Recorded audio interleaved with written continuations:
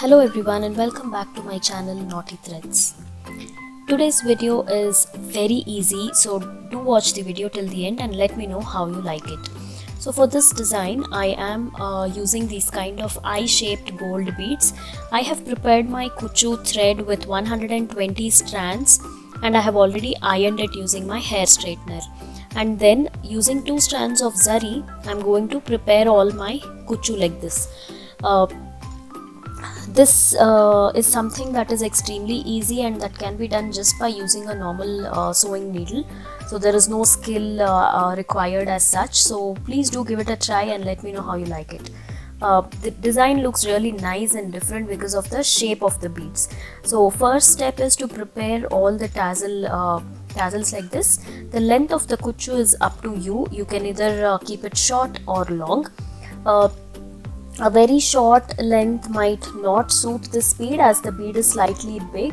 So the size of the bead has to be proportionate to the length of the kuchu. So that's the reason I'm just tying it with medium length.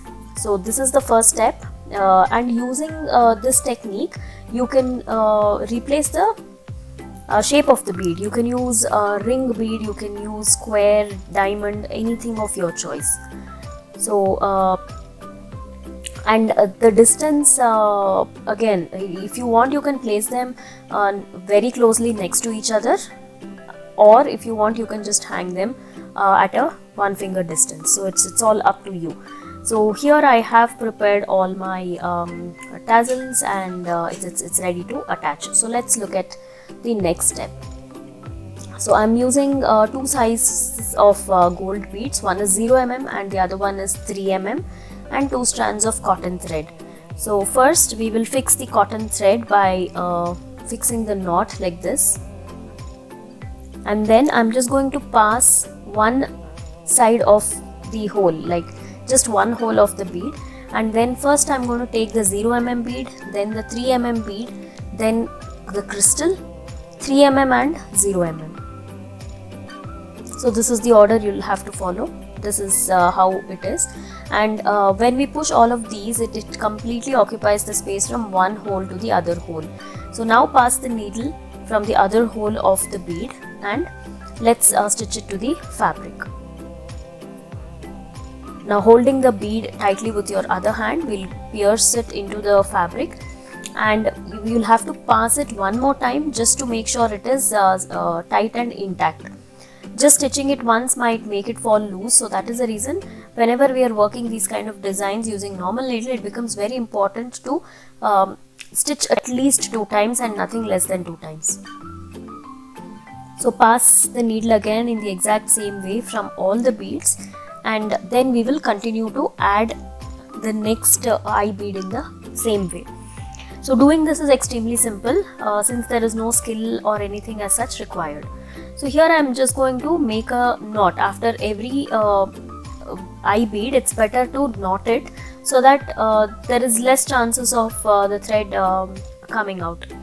Again, just take all the beads in the same order. Here I am using these dark blue colored crystals, but you can use anything of your choice. If you don't want colored crystals, you can use gold or silver or anything that complements the sari.